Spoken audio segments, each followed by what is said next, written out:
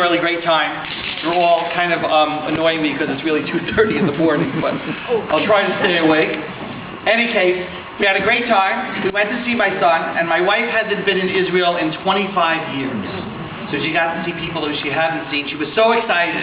We're getting off the plane, and I imagine if many of you have been on a plane, you know when you get off a plane, you get onto this bridge, and it's like a tunnel, and the one tunnel comes out from the other. So on the side, there's these little tracks. So my wife is so excited to come out of the plane. She's walking right next to me. We're walking along, and all of a sudden, she's gone. I don't know where she is. There she is down on the floor, face down. Literally, face down. I said, oh my God, what happened? Nothing. My wife's name is Sarah Hazel. Nothing. No sound. Nothing. She sprained her ankle. She got it caught in that little piece there, and she was just down the count. Not a sound. So a little while, LL, they come, they take a report. We're doing fine. And so then we go out, check our passports. Right? We come, we sit down. She can't really walk anymore. So now it's a little bit too much, so we have the paramedics come by. So this is the paramedics in Israel. I don't know if you remember the kind of the old ice cream guys used to ride the bicycles with the thing on the back. So here comes this guy. I don't know if it was a bicycle or a car, but it definitely looked like, you know, one of these ice cream trucks. And he comes along, and he's going to check out, see if she's feeling okay. So he looks at her ankle, moves it around, sees that it's, you know, not a problem. It's not broken. She's going to be all right. So now he's in his medicine kit. And so I said, okay, so are you going to give her some Advil, maybe a little ibuprofen so the swelling go down? He says, no, it's not going to help. Okay. Maybe you're going to give her a little Tylenol so she's not in pain anymore? He says, no, it's not going to help.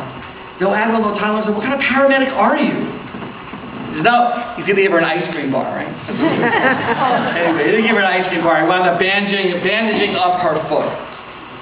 So now we're going out, and again, we're all excited. We haven't been to Israel. I haven't been there in 12 years. My wife, I said 25. And so now we're going to see my wife's friends who she hasn't seen in all that time.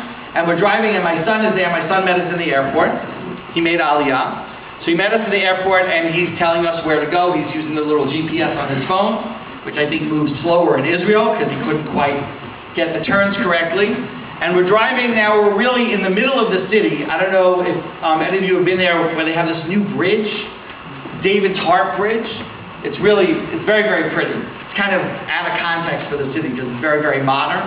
But in any case, we go under this bridge. There's 3 lanes that go to the right and 2 lanes that go straight.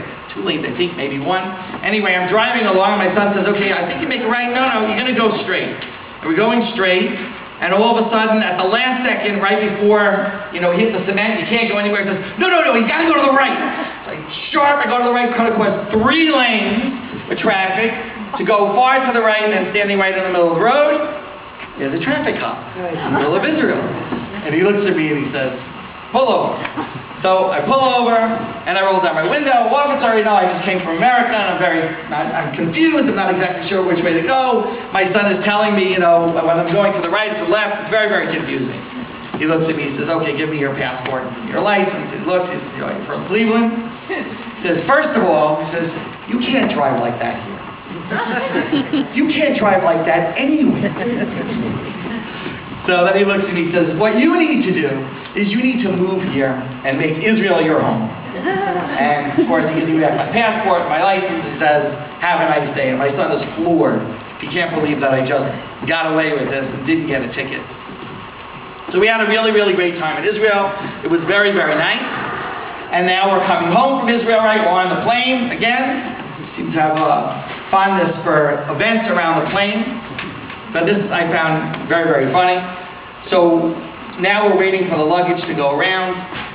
We arrived in JFK in New York, and the luggage is going around. All of a sudden it stopped. It got jammed or whatever. So I'm walking around trying to find our suitcase. And I stop right next to this little Hasidic boy with long pants. And he's standing there, and this woman has this dog. Like one of the security guards. You know, usually have dogs to sniff for drugs. Right? These big, mean dogs that look like they'll rip your skin off if they find you. Got this tiny little dog. It looks like a dachshund. And it's sniffing around, and I guess, you know, out loud. So they're not looking for drugs. They're looking for oranges and apples. fruits. So this dog's going over there and comes over to the cart where this Hasidic boy is standing, and the dog's sniffing the bag until the security guard says to the boy, "This is your bag." And he says, "I'm here, with my father. And my father said I have to stand and wash his bag." She said, "Well, can you go get your father?" And he says, "No, my father said I have to stand and wash his bag." And she looks at me and I'm looking, I don't think he's going. And she says, "Okay, how about I stand here and I wash the bag, and you go get your father and I'll wash the bag?" He says, "No, my father said I have to stay here and wash the bag." So she looks at him and she says, "Okay, what does your father look like?" I just watched. I cracked it up. I looked and said, "What does your father look like? Good luck with that one. You just got off El Al. There's 40 guys with black hats and ears and long faces. What does your father look like?" He says, "Yeah, I guess I'm not going to get too far with that one." Anyway, the father eventually came over. He didn't have any fruit in his basket. He just had some rolls and some cake. And that was really the end of the story. So I'm very happy to be back and happy to be able to be standing and not be sleeping. And thank you very much.